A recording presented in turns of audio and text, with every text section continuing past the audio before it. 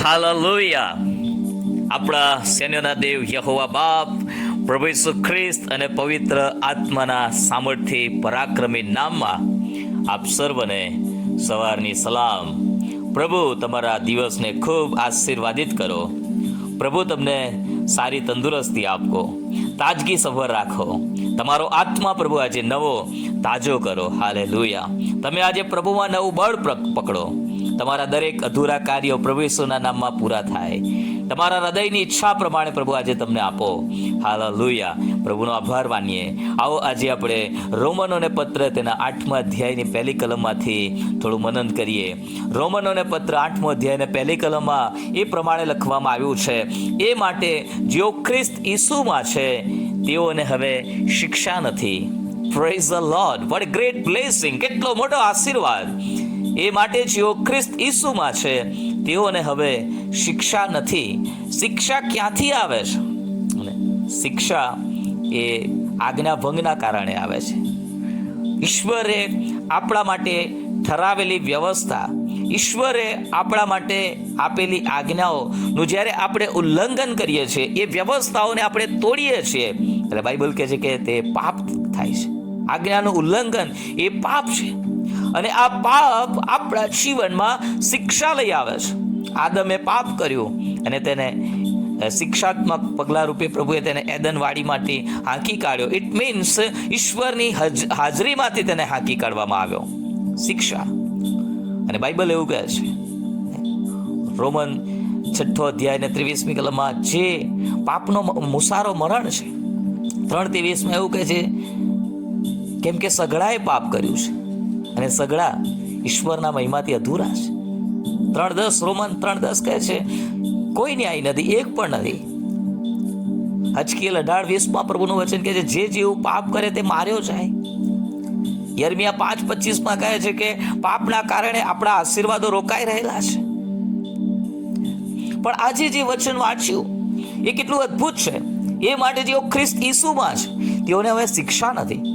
જો તમે પ્રભુ ઈસુ ખ્રિસ્તમાં છો, અને ઇટ મીન્સ તમે ખ્રિસ્તી છો એવું નથી લખવામાં આવ્યું. અને જો તમે ખરેખર ખ્રિસ્ત ઈસુમાં છો, બંને વચ્ચે બહુ મોટો તફાવત છે. ખ્રિસ્ત ઈસુમાં હોવું અને ખ્રિસ્તી હોવું. આજે ઘણા બધા લોકો ખ્રિસ્તી છે પણ ખ્રિસ્ત ઈસુમાં નથી. પણ જો તમે ખ્રિસ્ત ઈસુમાં છો, એનો મતલબ એ થાય કે જ્યારે તમે ખરા હૃદયથી પાપનો પસ્તાવ કર્યો છે, તમે ઈસુ ખ્રિસ્તને તમારા પ્રભુ અને તારનાર તરીકે સ્વીકાર કર્યા છે, તમે પ્રભુમાં જીવન જીવી રહ્યા છો, તમે પ્રભુના વચન પ્રમાણે જીવન જીવવાનો પ્રયત્ન કરી રહ્યા છો, તમે પ્રભુને માન મહિમા આપો છો, તમે પ્રભુની આરાધના કરનાર વ્યક્તિ છો, તમે પરમેશ્વરનું રાજ્ય અને તેનો ન્યાયપણું શોધનારા વ્યક્તિ છો, તમે પ્રભુ ઈસુ ખ્રિસ્તમાં છો, અને તમારા ઉપર પ્રભુનું વચન કે છે તેઓને હવે શિક્ષા નથી. You are no more part of punishment. અને તમે હવે શિક્ષાનો ભાગ નથી. શા માટે? યસાયા 53 અને તેની 5મી કલમમાં પ્રભુનું વચન બહુ અદ્ભુત ત્યાં લખવામાં આવ્યું છે. યસાયા 53 અને 5 ત્યાં આ પ્રમાણે પ્રભુનું વચન કહે છે, હું તમારા માટે વાંચું છું. ખચિત તેણે આપણા દર્દ માથે લીધા છે ને આપણા દુઃખ વેઠ્યા છે. 4મી કલમ છે, પણ આપણે તો તેને હણાયેલો, ઈશ્વરથી માર પામેલો થતા પીડિત થયેલો માન્યો. પછી 5મી કલમ, પણ આપણા અપરાધોને લીધે તે વિંધાયો, આપણા પાપોને લીધે તે કચડાયો. આપણને શાંતિ પ્રાપ્ત કરાવવા માટે તેને શિક્ષા થઈ ને તેના સોળથી આપણને સાજાપણું મળ્યું છે. હા, જે શિક્ષા મારે ને તમારે ભોગવવાની હતી, એ શિક્ષા પ્રભુ ઈસુ ખ્રિસ્તે તેમના પોતાના શરીરમાં એ સહન કરી લીધી છે, વેઠી લીધી છે. આપણા પાપોને લીધે તે વિંધાયા છે, આપણા અપરાધોને લીધે તે કચડાયા છે, અને આપણને શાંતિ પ્રાપ્ત કરાવવા માટે તેમને શિક્ષા થઈ છે, અને તેમના સોળથી આપણને સાજાપણું મળે છે. આ પ્રભુ ઈસુ ખ્રિસ્ત પર જો આપણે વિશ્વાસ કરીએ છીએ, આ પ્રભુ ઈસુ ખ્રિસ્તના બલિદાન ઉપર આપણે વિશ્વાસ કરીએ છીએ, આ પ્રભુ ઈસુ ખ્રિસ્ત કે જે આપણા પાપોને માટે વિંધાયા, કચડાયા, મરણ પામ્યા, દટાયા અને પુનરુત્થાન પામ્યા છે, એ પ્રભુ ઈસુ ખ્રિસ્ત પર આપણો દ્રઢ વિશ્વાસ છે. જો એ પ્રભુને આપણા પ્રભુ, એ ઈસુને આપણે આપણા પ્રભુ અને તારનાર તરીકે સ્વીકાર કર્યા છે, તો એની પાછળ એક બહુ મોટો આશીર્વાદ આપણને મળે છે, જે આત્મિક આશીર્વાદ છે. અને એ તો એ છે કે આપણને ભવિષ્યમાં શિક્ષા થવાની નથી. કઈ શિક્ષા? અનંતકાળની અગ્નિમાં ફેંકી દેવાની જે શિક્ષા છે, ઈશ્વરની હાજરીથી સદા કાળ માટે દૂર રહેવાની જે શિક્ષા છે, નરકમાં જ્યાંનો અગ્નિ કદી હોલવાતો નથી, જ્યાંનો કીડો કદી મરતો નથી, એ જગ્યામાં ફેંકી દેવામાં આવશે. એ શિક્ષા આપણને થવાની નથી, કેમ કે પ્રભુ ઈસુ ખ્રિસ્ત પર આપણે વિશ્વાસ કર્યો છે.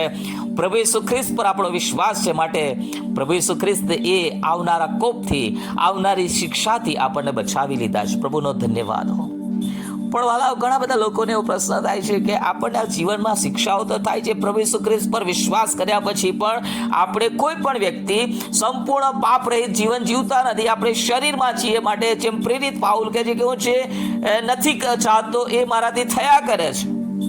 હું આત્માથી તો પ્રભુની સેવા કરું છું, પણ દેહથી પાપની.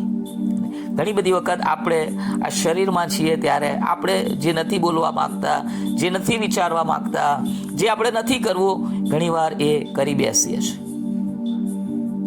પરંતુ એના માટે પરમેશ્વર આપણને શિક્ષા તો કરે છે, પણ એ કઈ શિક્ષા છે?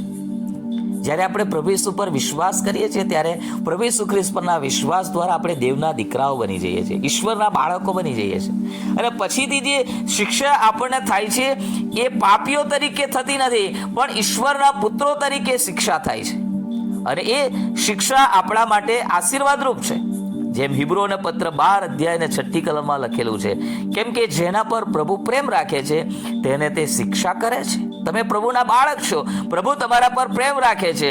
જો તમે ખોટા માર્ગે ચાલી રહ્યા છો, તમે કોઈ અયોગ્ય જીવનશૈલી તરફ આગળ વધી રહ્યા છો, તો પ્રભુ શિક્ષા કરશે, તમારો નાશ કરવા માટે નહીં, પરંતુ તમને એ ખોટા માર્ગથી પાછા વળવાને માટે.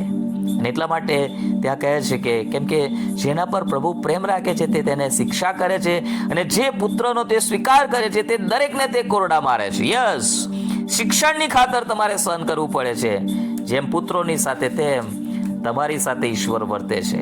કેમ કે એવો કયો દીકરો છે જેને પિતા શિક્ષા કરતો નથી? હાલેલુયા.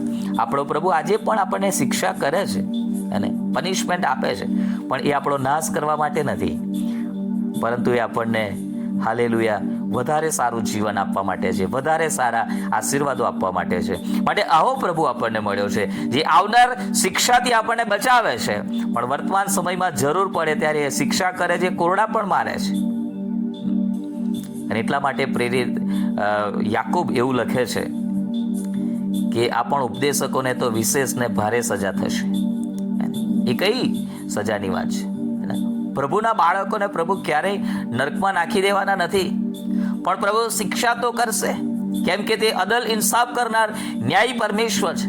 પણ પ્રભુનો આભાર માનીએ કે હાલેલુયા, પ્રભુ ઈસુ ખ્રિસ્ત પરના વિશ્વાસ દ્વારા આપણી અંદર જીવનનો આત્મા કામ કરે છે, અને આપણે મરણના નિયમમાંથી મુક્ત થયેલા છે. પાપના તથા મરણના નિયમમાંથી આપણે મુક્ત થયેલા છીએ. હવે આપણા ઉપર શૈતાનનો અધિકાર નથી, આપણા ઉપર મરણનો અધિકાર નથી, આપણા ઉપર તો પ્રભુ ઈસુ ખ્રિસ્તનો અધિકાર છે.